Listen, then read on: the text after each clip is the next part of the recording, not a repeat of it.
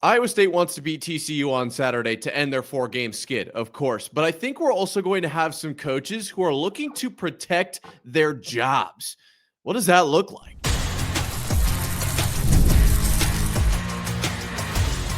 You are Locked On Cyclones, your daily podcast on the Iowa State Cyclones, part of the Locked On Podcast Network, your team every day. Good morning, Cyclone fans, and welcome into Locked On Cyclones, part of the Locked On Podcast Network, your team every day. I'm your host, Nick Marovich. Thank you for making this your first watch or listen of the day. I appreciate it more than you know. Be sure to hit subscribe down below so we can prove that it is, in fact, a Cyclone state. Today, we've got 3 segments that are going to knock your socks off. First, we're going to talk about, are there going to be some coaches that are not necessarily on the hot seat, but definitely playing to protect their job against TCU? I've got the answers there. Then in the second segment, we're going to take a look at the injury situation. After our conversation yesterday with Locked On Horned Frogs, I don't know. This isn't a great situation that Iowa State's in, but they could overcome. So we'll talk about that in the second segment. And then finally, I'm going to kind of defend my prediction, give some final thoughts going into this matchup, what has to happen, and what could the results be if things fall a certain way. We'll break all of that down. I can't wait to get into all of that and more. But we do have to start with, are there coaches playing for their jobs on Saturday? This TCU game was a game that, as I said yesterday, I had circled at the beginning of the season. When I picked my top 5 games, I picked TCU out, and I didn't think a lot of people were talking about the Horned Frogs. I still honestly don't think that there are a ton of pundits or even college football analysts breaking down the Horned Frogs, TCU. I think they're very much slept on right now. And obviously we talked about that yesterday on the crossover episode, but that does not mean that they are not a worthy opponent. This is still a tough game. And the reason I bring that up is I think this is maybe not the last tough game, because Kansas, for my microphone arm here, Kansas is still going to be a difficult team. But TCU is kind of the last real opponent that Iowa State's going to face. And I hate to say that because it feels like a direct shot at Oklahoma State. But Oklahoma State just hasn't been on the same level as the rest of the Big 12, to be completely honest. So even Kansas, I mean, yeah, it's tough, but it's a rivalry game. You're going on the road. You're facing TCU, who is actually a legitimate, very good team in the Big 12. This is one of the last opportunities for not only the players, but also all of the coaches to show what Iowa State is and what they do for that Iowa State team. Now let's start with Matt Campbell. Is Matt Campbell going anywhere? Is he going to, get fired if they lose this game? If they drop 5 straight, move to 5-5? No, I don't. I honestly think they could build a statue of Matt Campbell outside of Jack Trice tomorrow, and I don't think anyone would be all that upset about it. I don't think that Matt Campbell's on the hot seat at all. If anything, this game has more of an impact on whether he wants to leave, and I think that's not even, in my opinion, that's not even worth talking about. I don't think Matt Campbell is leaving based on what I have seen at this moment in time. I believe that Matt Campbell wants to stay here at Iowa State. I've had conversations with people, do you think that he's kind of reached the pinnacle with last season and he sees the future of what Iowa State football could be and yada, yada, yada. He just signed the contract extension. All right. Literally, 11 months ago, signed a contract extension. So it's not on the top of my worries here. Now, if he starts to say things or do things that raise alarms, yes, I will instantly start talking about that. But I'm not majorly concerned about Matt Campbell going anywhere in the next few years. Definitely not in the next year, either by fire or by his own, basically, fruition. He decides to leave. I don't think that's going to happen. However, I do wonder where Iowa State's going to make decisions when it comes to OC and DC, okay? Between the two, I think it's fair to say, and I think you would agree with me, that Taylor Mauser is more on the hot seat than Jon Heacock is. I think we can agree on that. The reason being, as we talked about, the defense is just so beat up that it's going to be tougher to validate a firing of Jon Heacock, right? I think it's just a lot harder to prove. Like, there's always going to be the conversation of, well, imagine what would have happened if they had all their players in. And we'll talk about injuries here in the second segment, but I just think by that principle alone, you can't necessarily say, yep, we've seen enough. You're out of here. I mean, it's unfortunate, and maybe it comes down to what's going on in practice, and you can draw, a line backwards to the source, and it ends up being that, yep, we need to move on. I don't think that's the case, though. I do think it's primarily, if we're going to pick a coach that's on the line here against TCU, it is Taylor Mauser. Why? Well, let's take a look at this season. Second season, and I'm not saying that Taylor Mauser is going to be fired if they lose to TCU. I'm not saying that. We'll get into more of what I mean here in a second. But let's take a look at the season first. Against Kansas State, second season as an OC, or as a play caller, I suppose. 24-21 victory. All right, there was some rain there. 55 points against South Dakota. Obviously, that was a blowout against an FCS team. Kind of got to do what you got to do there. Against Iowa, you score 16, but it's the Cyhawk rivalry. All right, I'm willing to let that go. 24 points against Arkansas State started to be a little bit of the red flag. Something's going on here. You score 39 against Arizona, all is well. You score 30 against Cincinnati, mostly in the second half, right? It was pretty 50-50, but it did feel like it was a second half game for Iowa State against Cincinnati. 30 points, still okay. You're going to win a fair amount of games with 30 points. Obviously, up until this point, that's enough to beat every other team other than Cincinnati. So, okay, we can let that go. Colorado, you only score 17. Now we're starting to get into that. What's going on here? 17 points? Okay. One game, whatever. BYU, you score 27. Feel like there was more in the tank there. Definitely feel like there was more in the tank against BYU. But it started off all right. And then Arizona State was really the game for me that this is where it got ugly. I thought against Arizona State, Iowa State should have had well over 19 points. And obviously, one game isn't going to make or break your season, but now you've lost 4 straight. And the name of the game is to score more points than your opponent. How many times have we talked about it on this show where I've said, keys to victory, keys to the win, you got to score more points than your opponent. And I think that's a big piece of Iowa State now is you have to score a lot of points right now with where the defense is at. You just need to win by scoring more. There's tons of ways to win a game. And it seems like we're struggling to score more points. We can't score at the rate that we need to, especially in the last 4. Right? In the last 4, they've been presented with a situation where they have to score more points than their opponent, and they haven't done it. Simple as that. So am I saying that Taylor Mauser is going to be fired if TCU beats Iowa State? No, I'm not saying that. I honestly think most worlds we live in, and in most of the timelines that exist out there, Taylor Mauser remains the OC at Iowa State next season, or at least on the coaching staff, right? If not as the play caller, in some capacity, he will be with Matt Campbell, is my prediction as of right now. But I think if Iowa State goes out and has some ridiculous 450-yard day, but they put up 10 points like they have in the past, there's going to be questions about, and it's obviously going to come down to what happens in the game. All right, are we running sprint out 3 times from the 3-yard line and we end up with a field goal? Or is something freaky going on with, it's pouring rain and tons of interceptions and fumbles, and it's really hard to beat that as a play caller, right? At some point, the players on the field have to execute. So it comes down to how does the game go? Yes, but also what is the actual outcome of the offense?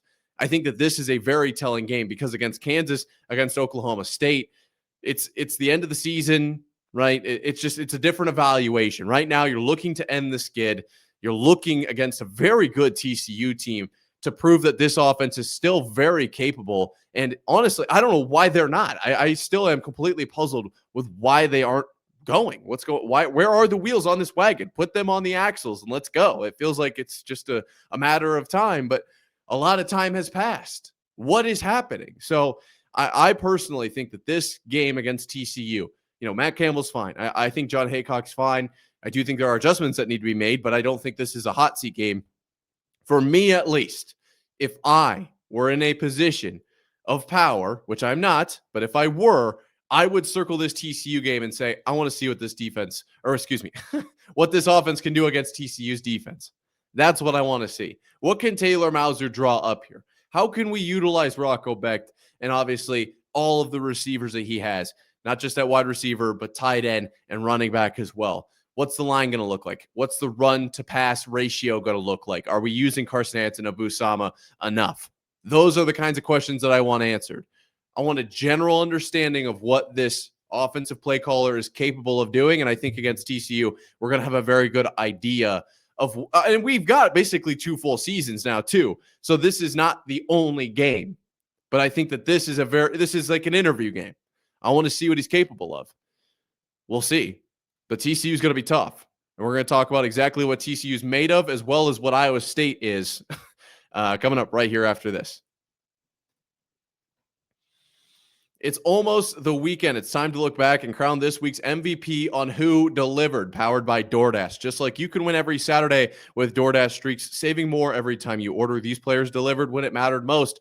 Let's break it down. For Iowa State last weekend, I did some thinking, and it really came down to, for me, Cooper Ebel. Showed up on defense big time, had 9 total tackles, 1 tackle for loss, 5 solos. I mean, the guy was flying around for Iowa State. Wasn't quite enough defensively for Iowa State to get the win, but man, was Cooper Ebel all over the field. And just like Iowa State had Cooper Ebel out there on the field delivering, DoorDash delivers your Saturdays. With DoorDash Streaks, you save every Saturday you order. Stack it up all season, and you could save up to $250, including $100 in DoorDash credits. Order this Saturday. Keep the streak alive. Fuel your game day only with DoorDash. Terms apply. Promo period through 11/18. So Iowa State, challenging game against TCU. We did do this crossover yesterday, kind of getting a good idea of what is TCU made of, okay? What is Iowa State going up against? And I think, as I've laid out many times, I've tried to show that they are going to be a very tough team to beat. As I said earlier in the season, as I'm saying now, like, this team is not bad. This is a good team. And one thing that I think that out yesterday by our friend Darian Gray was that TCU is very good at throwing the ball. And unfortunately, Iowa State is struggling to defend the pass, right? Obviously, with a ridiculous amount of injuries, especially in the secondary, Iowa State's going to struggle to defend the pass. And so we'll get into specific, kind of matchups and how this is going to look and how good TCU is in a second. But I wanted to talk about the ridiculous number of guys that are out for Iowa State right now. Obviously, we got our injury report in yesterday. The crazy thing about this injury report is not everyone is listed on this injury report. We still are missing guys like Jeremiah Cooper and Jontez Williams because they are out for the season, right? It doesn't show. It doesn't show as much on the injury report, but it is still on there. As far as the injury report for this game goes, Tayshaun James, defensive back, as Matt Campbell said, is going to be out for, quote, a while. Michael Parks, wide receiver, out. Will McLaughlin, out. Don't love that. Bo Goodwin, linebacker, out. Eddie Lemos, defensive back, out. Nick Reineke, out. Dalen Hazard, offensive lineman, out. Braden Simonson, out. Doubtful. You're not going to like to hear this. Jamison Patton, out. Excuse me, not out. Whew. I'm just getting so fired up. Jamison Patton, doubtful against TCU, defensive back. Questionable. Let's add more to the list. Benny Ngoye, defensive back, is questionable. Carson Brown at wide receiver is questionable. Benjamin Bramer at tight end is questionable. Tomatoa McDonough, defensive line, questionable. Ty Claiborne, wide receiver, questionable. Dom Orange, defensive lineman, questionable. Abu Sama, the third, probable. End of injury report. Look, I'm going to be honest with you. This is maybe, I don't know if I've seen an injury report worse than this. It's getting bad. It is getting really gnarly. Now, just to put a whole cap on it, you're down 2 cornerbacks, KCC, James at safety, Patton. That's not a good one to lose either. You're losing McLaughlin at linebacker, and McDonough and Dom Orange are both questionable. Let's look at it this way. This is a good opportunity for the defense to get some quality reps against a very good team. That's one way to look at it. I went to, because Darian Gray brought up yesterday just how good TCU was through the air and how dangerous Eric McAllister is, leading the league in receiving yards is what I've got here. Through the Big 12, of course, he has 727. I decided to look at just the leaders through this point of the season. How good is TCU? Jamal Johnson, I don't know if you know his name, from TCU, leads the league in interceptions with 4. Other TCU players of note, Caleb Alarms-Orr has 80 tackles. That is the most in the Big 12. And Josh Hoover has 2,371 yards passing, which is second in the Big 12. I hate to break it to you. TCU is a very good team, and Iowa State is maybe the most injured team that I have seen in my life. Period. It is astounding how beaten up this team is, especially on defense. And of course, Ben Bramer on offense, and Abu Sama as well on offense. I don't know. That's a whole nother question, is why is this happening? How is this the second year in a row? I will say this. I saw this statistic on Twitter at Nick_Marv is my account last night. This came from Cam Meller at Cam Meller. The highest forced incompletion percentage from Big 12 cornerbacks. This is at least an area where we can feel pretty good. Minimum 100 snaps in coverage. Quentin Taylor Jr. at number 1 across the Big 12 at 27.8% forced incompletion percentage. That at least does help me feel slightly better. Again, against the TCU team that is as good as they are, with the number 2 passer in the league, the number 1 receiver in the league as far as yards go, the number 1 interception machine in Jamal Johnson, and the number 1 tackling machine in Caleb Alarms-Orr. Look, Iowa State's in trouble. How bad is the injury situation? To answer my question that I put on the board to my right, it's bad. It is terrible. Can Iowa State overcome? Absolutely. They are capable of doing it, but how are they going to, right? How many trickery type plays are we going to have to pull out of our bag here? Is this going to be a situation where TCU looks over Iowa State and just says they are so defeated right now that we don't even have to try, and Iowa State still has the heart, as we talked about earlier this week?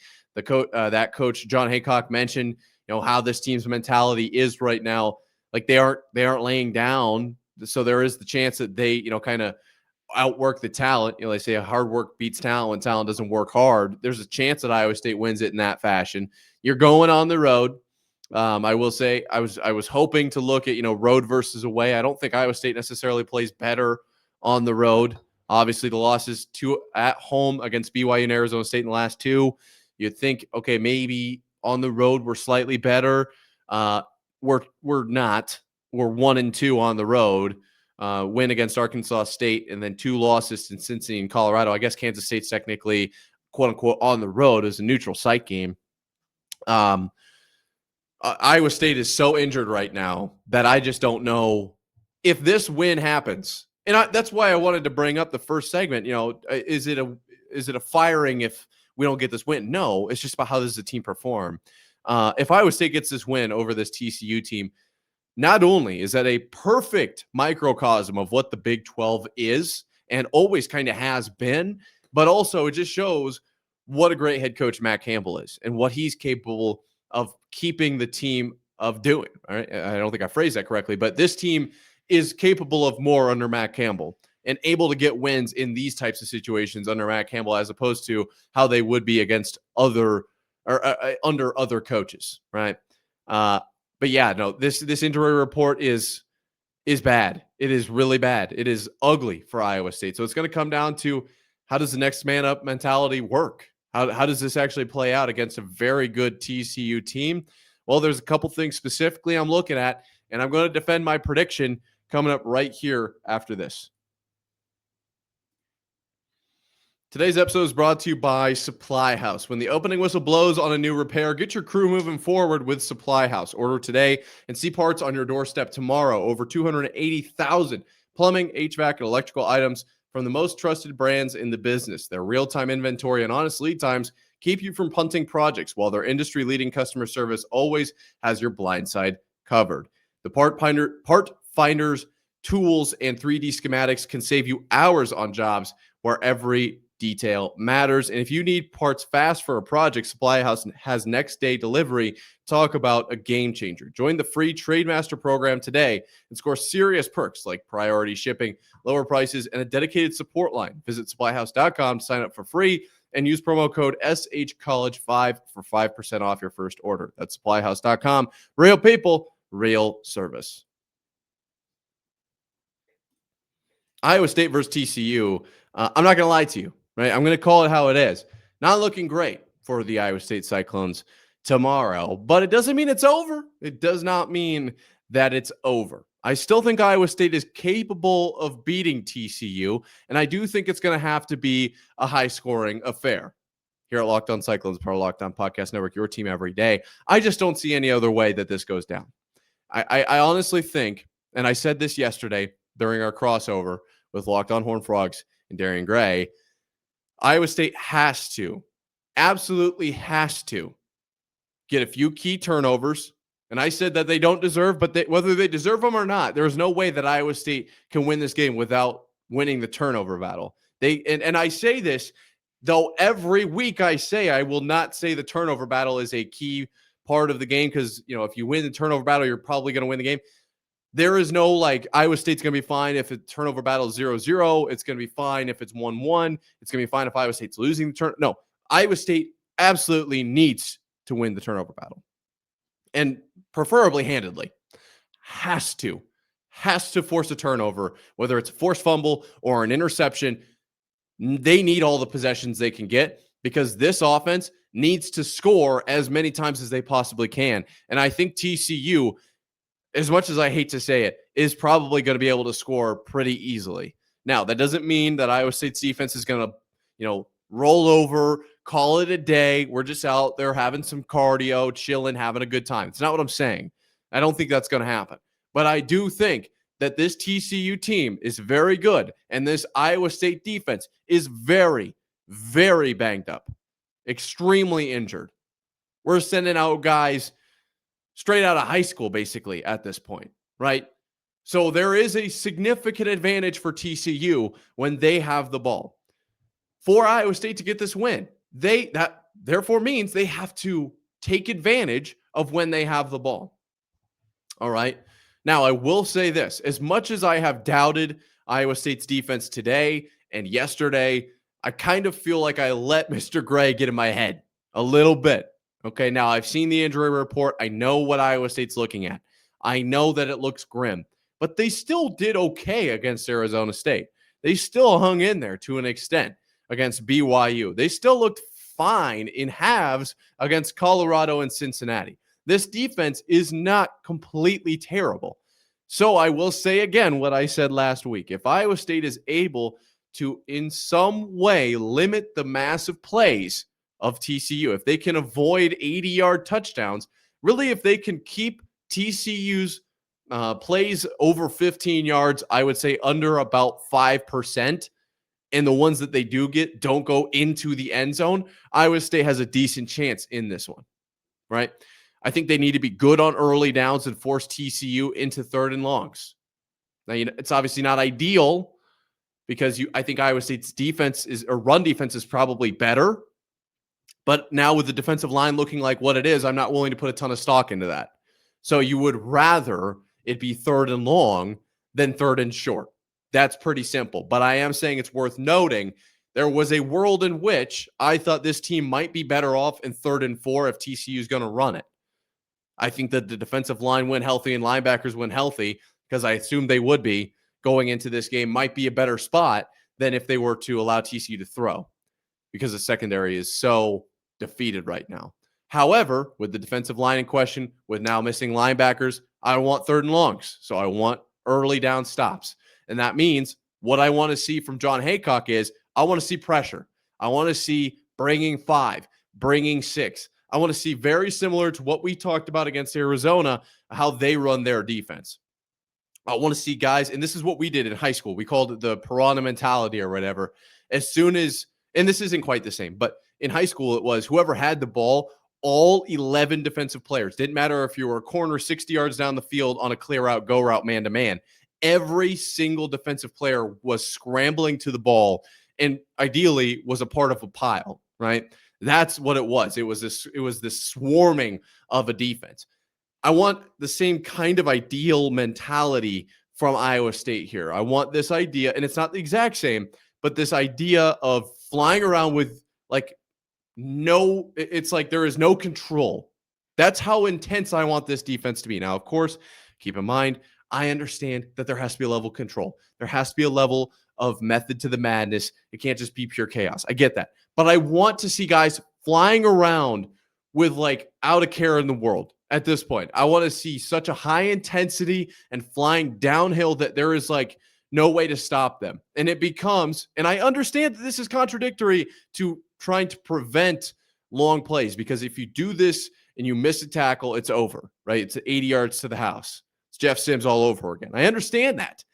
But at the same time, you kind of have to do both of these things if you're Iowa State's defense. That's the tough situation they've been put in.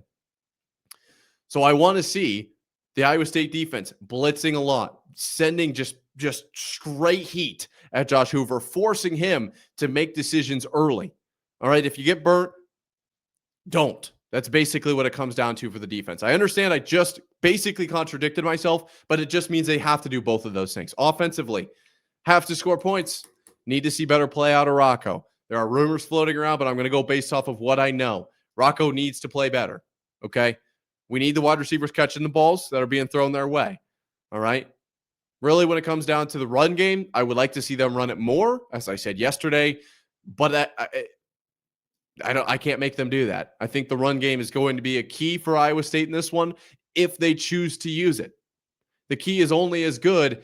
It's only good if it's in your pocket, right? The key to unlock the cookie cabinet is no good to you at this moment if it's 500 miles away. You just can't get in the cookie cabinet anymore. So what do I need to see? Let's wrap it up. I need to see this defense flying around, preventing long plays. It's a tough task.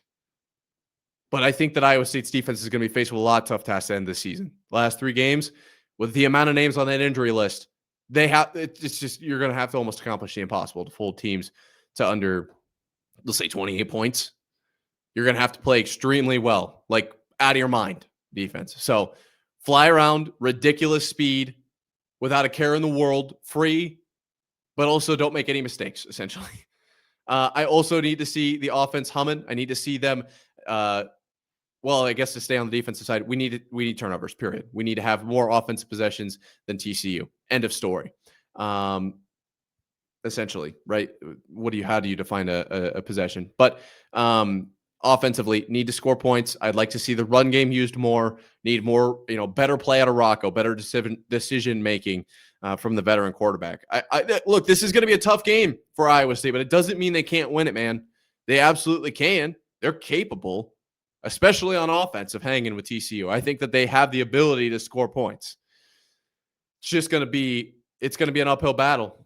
And that's what this team's all about, man. That's what they say over and over. It's all about overcoming adversity. Can they do it against TCU? Stop the 0-5, what seems like prophecy at this point. Turn this team into a bowl team. This is going to be a tough one to do it against, but boy, is it going to be ever so sweet if they do. What's your prediction? Who wins and by how much? Let me know at Nick_Marv on Twitter or in the comment section down below. Thank you for making it till this point in the episode. Be sure to subscribe if you have it. It's completely free. Helps me, helps you. It's great all around. It's a win-win. Until next time, Cyclone fans. Sayonara.